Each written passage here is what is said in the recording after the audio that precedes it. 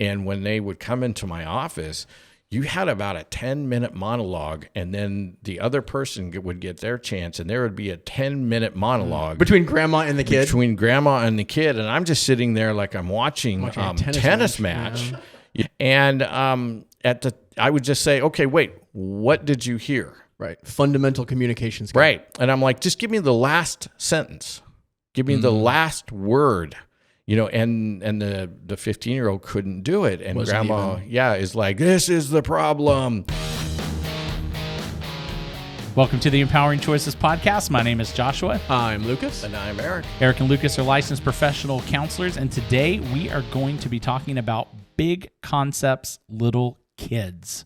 Are you going to be the big concept, Josh? I'll be the big concept. Kid. That works. Over here. No, kidding. I've got a big concept to share. So, interesting title.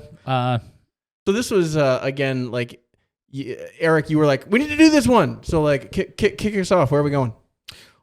Well, this is kind of along the lines of when adults are talking to their kids, sometimes we forget that there's been a brain shift that has occurred between childhood and adulthood. Mm-hmm. And so we talk to our kids as if they are adults. Mm-hmm. So we use big concepts, big words, and sometimes long lectures.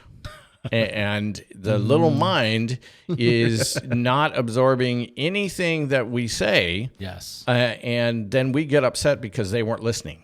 Because they weren't, meaning they didn't become an adult over the 10-minute lecture you gave them? Right. I just said this. I just told you. Yes. Yep. It's interesting because I've had, different sessions with different families, and there was a family I worked with, mom, dad, and child, and the dad would sit on one couch and the mom would sit over on the other couch, and the daughter is kind of on mom's couch in between them. And they would say, hey, this is what we want to talk about with our child. And one of the parents would begin to talk, and they would go for probably 5-6 minutes. And then they would take a breath, and the other parent would then begin to talk, and they would go for 5-6 minutes, and then they would take a breath, and then the other parent would then begin to talk 5-6 minutes. And I'm sitting here going, holy smokes. I mean, how long is this going to go? 20 minutes or so. I said, hey, can I say something? And they both looked at me and like, oh, yeah, please. And I just looked at the child and said, what did you hear mom and dad say? And there was this blank look of, oh my gosh, I have not a clue. Right, I haven't been listening. And it was, and so I know this is going to go this way. Mm-hmm. And then you can see parents, it coming. Oh yeah, well, I mean, because it's, when you've worked with adults and kids, long enough, you get an idea of how some of these things will kind of pan out. We were probably just watching the kids' nonverbals. That too. I mean, that probably was just like telling you what you needed to know. Both parents are gifted talkers. Both parents had lots of rich information to be able to give. They both love their child. There's no doubt of any of those types of things. But at 12, there's only so much that's going to be able to be received. Now, more than if the child was 6. Sure. But the mom turns to me and says, this is exactly the problem we have at home. Our child doesn't listen. They're not a graduate level college student taking notes on your lecture, ma'am. Now, as you say that, one was an educator and the other was a machinist. And they're, so they're, these are great people. Sure. And so they said, well, what suggestions do you have? And I said, less is more. Mm-hmm. Let's talk about that. Yeah. Less is more. They're like, you mean talk less? Yes. And ask more questions. Well, like have it be like a conversation rather than a lecture. Have it be a conversation, because a lot of times parents will think that this is my window to be able to give as much information as I possibly can. Mm-hmm. And it reminds me of anime And, you know, when you have those different superhero villains, because when it's their turn to do the fighting, they're putting everything they have into their shot at that time. Right. And Not a good metaphor for delivering content to your child. well, I think it's a great form of a metaphor laser for what I'm beam. seeing. Yeah. Right, yeah, but it comes in the form of a laser beam. Right. Oh, yeah. And it goes right through them. And they're like, what just happened? And because the kid is just going to zone out. Yeah. I had this, you know, like years and years ago, I had a grandmother and a granddaughter, and the granddaughter was, you know, 15, and the grandmother was raising her. And when they would come into my office, you had about a 10-minute monologue, and then the other person would get their chance, and there would be a 10-minute monologue Between grandma and the kid? between grandma and the kid. And I'm just sitting there like I'm watching a tennis match. You know, actually, yeah, it was tennis match. It wasn't ping pong. It was a tennis match. And I would just say, okay, wait, what did you hear? Right. Fundamental communication skill. Right. And I'm like, just give me the last sentence. Give me the last word. You know, and the 15-year-old couldn't do it. And grandma, is like, this is the problem. Yes, and it I'm is. like, okay. So then I turn to the grandmother and say, what was the last sentence that your granddaughter said? And she was like, oh, I don't know. Oh, shoes on the other foot now. I'm like, well, but what was the concept she was talking about? She's like, I don't know. I'm like, is that because she goes, I was thinking about what I needed to say. Oh, man. Well, And I'm said like, it. right. So now we bring this down to like younger kids. Your younger kids need to have your information, but they need to have it in bite-sized pieces. You know, there's a certain age where we're cutting the food for our kids because just they did that this morning. You're right. They don't have the skills, Right. not just to cut the food, but to be able to look at it and go, what is an appropriate bite of food that I will not choke to Just death did on? that this morning. Right? Yep. That and the peanut butter from an entire piece of toast would have ended up on the back of her head. But if it's this big, Right. it only ends up to her nose. Right. Which, I mean... Because she's learning that spatial. You tried to put an entire banana in her mouth this morning. I think just... Yeah. Anyway. That's hilarious. She's 2. To be clear. Exactly. And the thing is, when our kids, because at 2, we generally realize they're not going to be able to handle all this information. But when they're 5 to 10, oh boy, are we going to load it up and they're going to handle it. They need bite-sized conceptual pieces. Why do we not run with scissors in the house? It's because you could trip and the scissors could hurt you, could stab into you, could send you to the hospital. It depends on what age your child is. And this is what we do.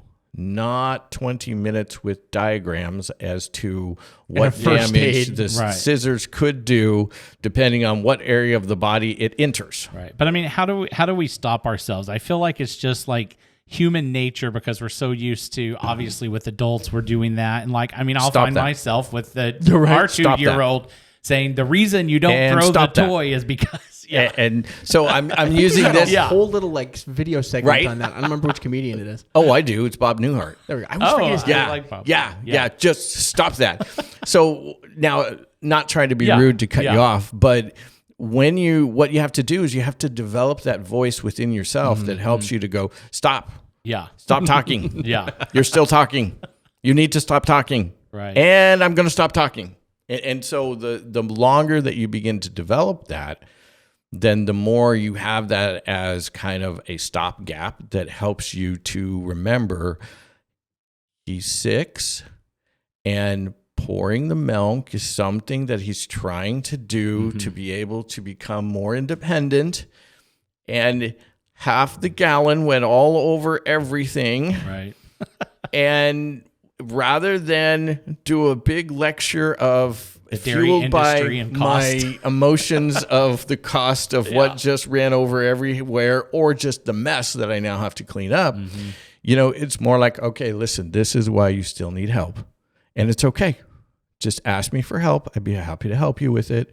You know, let's try it a little differently, like this or this. What did you hear me say? You know, and so, but you're stopping yourself and you're reminding yourself, he's 6. She's 5. they're 7.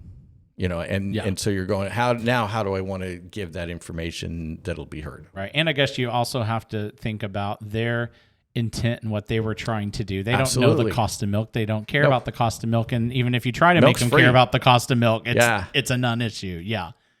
My kids know enough. We need to buy more at the store. Yeah. Yeah. Oh, yeah. We need more. Yep. Yeah. More. We're out. Oh, I'll never forget the teenager that I had who came to me and said, "Oh, by the way, you need more lunch meat and a new brick of cheese."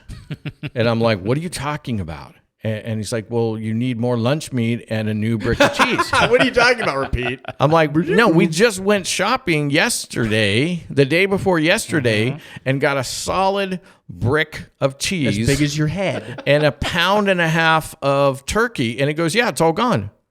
You ate an entire, and he goes, "Yeah. Well, I mean, you have money. You could just go get more." I'm concerned about his digestive system is what I'm worried about. Brick of cheese. I know what happens when you eat an entire brick of cheese. I was hoping that would help me with my point, but it didn't actually. His digestive system had no problem. He was with just it. fine. It was great.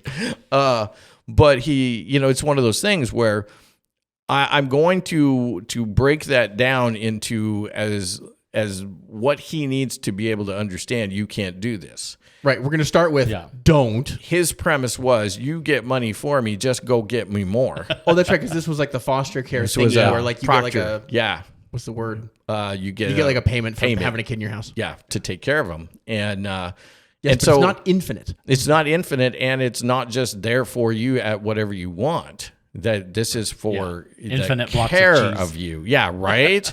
If I owned like Tillamook cheese factory, it might be a little different. Might be. I'd only ever eat squeaky cheese. Oh, yeah, I eat Tillamook. Yeah. No, I know, but like the squeaky cheese from Tillamook, that stuff's good. Oh, I got you. Yeah, I never eat that, but yeah, I forgot about that. It's incredibly expensive. That's why I don't. Ah, well, there we go. But, knowing the age, knowing where they're at developmentally, knowing how to be able to work with some of these different things, that helps you to be able to bring the concepts down into their level. And then also, I think yes, and when I look at this prompt, I think of something entirely different. Go for it. Right? Are there times, and I think there are, that we tell our children things that we know are going to go over their head? And I don't mean a 90-minute lecture on astrophysics, right? But just like we tell them things that like it's going to be good for them to know, but we know that it's not entirely going to sink in yet. But you kind of tell it to them anyway because like you're laying the foundation for when it does click at some point. Yeah. I think that's like another kind of like element or a different way to interpret the same sentence. Well, so what you're talking about is intentionality. And so if it's going to be a dangerous situation, you may not want to go the avenue you just went. No. But if it's more of a learning thing or a dropping and germinating thing, then yeah, that can be a great way to do that. You expand their thinking, you expand their vocabulary. When they're in trouble, this is not the time necessarily to do it.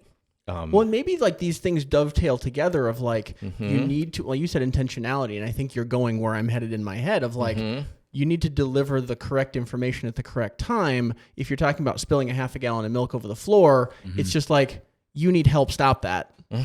But if you're at a point where things are calm and like, I'll have my kids ask me, "What are you doing, Daddy?" I'm like, "Well, I'm balancing the checkbook." Right. And like, this isn't a crisis situation. Like, what's that? What's a check? Right. Yeah. And so I'm telling them things that are probably going over their head. Right. But like, we're like beginning to impart things like that'll click eventually. So one of my favorite episodes of The Big Bang Theory is when Penny went to Sheldon and said, "Sheldon, I want you to help me understand physics." No, don't do that. And Sheldon That's a went, bad idea. "What?" And Penny goes, "Yes, I want you to help me understand physics better." And he said, "Why?" And she said, "Because I know Leonard loves physics." That's her boyfriend. And is in the friend circle with Sheldon and the others. And she said, "I want to understand his world better. Will you help me understand physics?" An incredibly benevolent desire, and she went the entirely wrong route to try to achieve it. Yeah, well, yes. And here's why. Sheldon said, absolutely, I would love to help you with this. Then they click away to some other storylines in the sitcom. Then they come back, and we're in Sheldon's apartment, and he has a big paper there on the easel, and Penny is sitting on the couch, and she has a pad and paper. She has paper and a pencil right there, and Sheldon goes, "In the beginning of time." Oh, God. And he begins to go with, absolutely where everything came from. And she goes, "Sheldon, no. I just want you to help me understand key concepts about physics." And he goes, "Yes, I understand, Penny. In the beginning of time." On her part, really good redirection. Right. She's like, give me 3 big things. Exactly. Give me some highlights. Yes. And he's like, no, you can't get there unless you start at the beginning of time. So then they move away and do some other storyline pieces, and then they come back, and Penny is sitting there with her face in her hands, crying. And Sheldon's like, "Why are you crying?" And she's like, "I don't understand it." Right. Physics is complicated, man. Well, it is. And, it's the thing where if your child is asking you like they were, "What are you doing?" "I'm balancing the checkbook." "What is that?" And then you go into, "In the beginning of time." Dump a 20-minute lecture on them. Or longer. Sure. 'Cause, 20 minutes is long enough. It's the same type of They're thing. 4, so. Yeah. So you're going to be going with some highlights of in a 4-year-old concept world. Well, I suppose it's kind of the thing that I think of. This was the advice that I was told by somebody about if your kid asks what the birds and the bees are, and they start asking questions about sex and stuff, you give them a relatively concise answer that you think fits their developmental level. Yep. And then stop. Yeah. And see what their response is. And then if they go, okay, and go on their merry way, you're done. Yeah. Right? But if they go, oh, but what's that like you mentioned that thing, and then you give them another, you answer the question succinctly and accurately at their developmental level, and then stop. And then if they ask a follow-up question, then, but not otherwise. So if you're sitting there and you're eating a banana and your child comes up and says, "Can I have a piece of the banana?" and you break them off a bite-sized piece, we're talking about little kids, and you hand them that, and then they eat on the banana, and then they say, "Can I have another piece?" Or they just say, "Okay, thank you," and then they leave. I mean, it's the same. We do the same thing with food. You don't download the entire banana grove. Right. You don't bring in a whole new bundle of bananas and say, "You're not leaving till you eat them all." You asked for a banana. That was the wrong choice. At 3.5, you learn to hate bananas. Yeah, right. And so you're making it fit into their world, into their developmental understanding, into the concepts and the interest that they have. And that's going to be another hard one for parents. And sometimes especially for dads, because let's say they come in and you're working with physics and they go, "What's physics?" In the beginning of time. Right. And you're like, "Oh my gosh, mini me." Yeah. Maybe they Resist just the urge. Yeah, because their thing may not be physics. It may be something else. And you have to resist that urge of just pouring physics all over them, every chance you get. Right. And so same thing like when they're in trouble, with that, going back to that family, the mom, the dad, and the child. What mom and dad were working on is giving a little bit of information, seeing how their child was hearing it and understanding it, then giving some more information. So they're opening up a dialogue, which is developmentally appropriate for 12, 13, and up child. It's going to be hard because you also have to transition. If you've done a lot of lecture with the grade school years, now you're going to think this is just the way it goes. This is what we do. And, I get parents that are like, "I've told them this or taught them this for years and they still don't get it." I'm like, but it didn't land ever. Well, I bet they stopped listening about this time, Right. 12 seconds in. Right.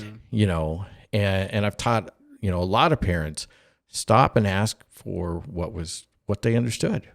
So I think a key takeaway here would be the word like dialogue or conversation. Mm-hmm. Don't just lecture. And dialogue and conversation can be done at any age. You have to put it in their world, in their concepts. Right. And then you've got like age appropriate and intentional. Right. Mm-hmm. I don't know. I feel like we need like some bullet points. Can we put Yeah. bullet points on I the think screen? we could. Can we ask our editor to do that? Yeah. Yeah. We can ask. Yeah. We have Why to not? pay You them can on ask for anything. You might not get it. Might not get right? it, but Let's ask. let's see what happens. Maybe we can do some new and fun things with our podcast. Well, that's a whole nother conversation. All the new and fun things you want to Right. do. Yeah. If you're watching this It's true. podcast and you like, share, and subscribe, that will give us more ability to do more fun things and unleash all the thoughts in his head.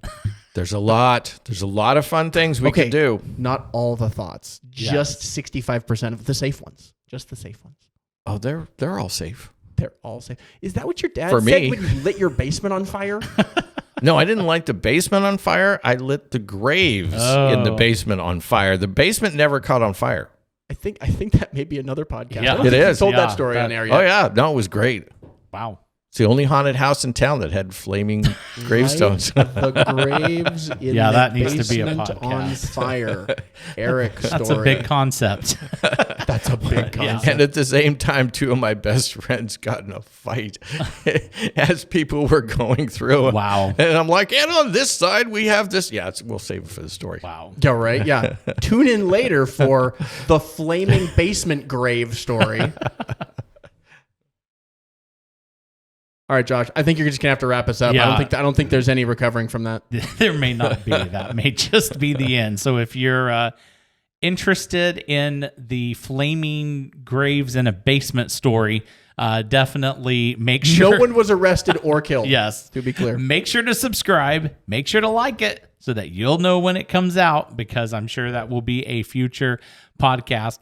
And then the concepts we've talked about today, the pieces of all of this, they're all part of, we have a parenting manual, we have courses, we have so many tools that you can use as you're working with your children and as you're trying to become a better parent and develop and grow.